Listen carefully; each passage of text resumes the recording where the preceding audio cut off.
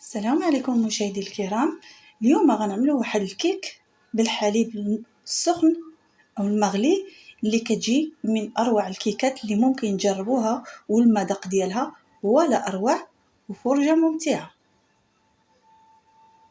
عندنا جوج حبات ديال البيض حجم متوسط درجه حراره المطبخ، نضيفوا عليهم كاس الا ربع ديال السكر حبيبات، ونضيفوا عليها ساشي ديال فاني، او اللي ما عندوش فاني يقدر يضيف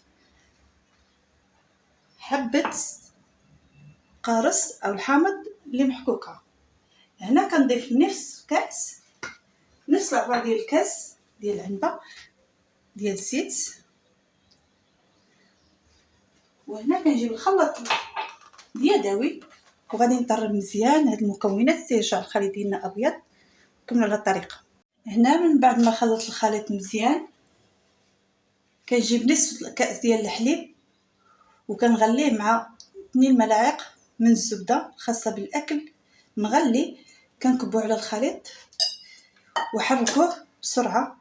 هنا من بعد ما خلطت الخليط مزيان كنوقف الطراب اليدوي وكنضيف هنا كاس ديال الدقيق اللي كيكون ممتلئ معاه معلقه صغيره ديال البيكنج باودر، وغادي نكمل الخلط بالطراب اليدوي على هذا الشكل.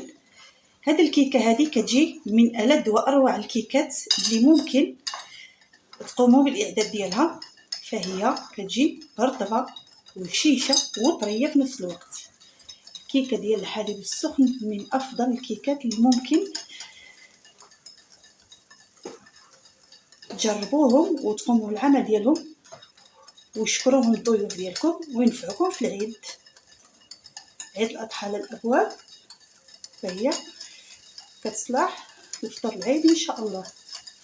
هنا كنخلطو مزيان الدقيق باش مكيبقاوش الحبيبات ديال الدقيق.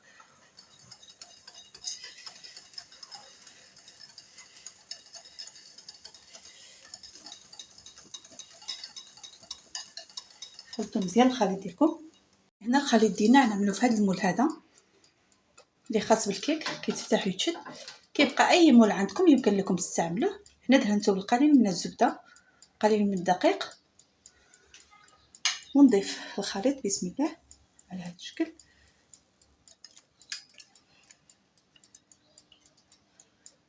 في هذه الاثناء كيكون عندنا الفرن مشعول على 170 درجه من الاسفل.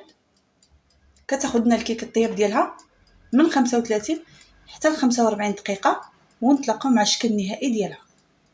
الكيكه ديالنا من بعد ما خرجت من الفرن كنعمل القليل من الشوكولا حمام مريم، وكنعمل فيه 2 معالق ديال الزيت النباتيه، كيجي خفيف.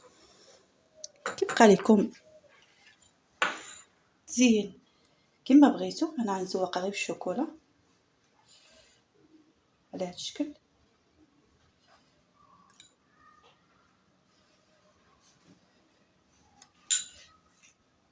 هذه هي الكيك ديالنا من بعد ما زوقتها بالشوكولا.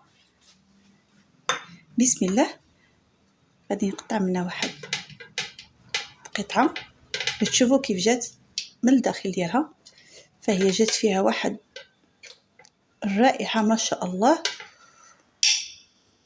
جات مقرمشه ما شاء الله. هذا هو الشكل ديالها، جات محمره كتجي على هذا الشكل اللي ما شاء الله اكثر من رائعه. هذا هو الشكل ديالها النهائي. كنتمنىكم تجربوها، فهي لذيذه بزاف. المذاق ديالها خطير خطير خطير. كنتمنىكم تجربوها وبالصحه والراحه. الى اللقاء في فيديو قادم ان شاء الله.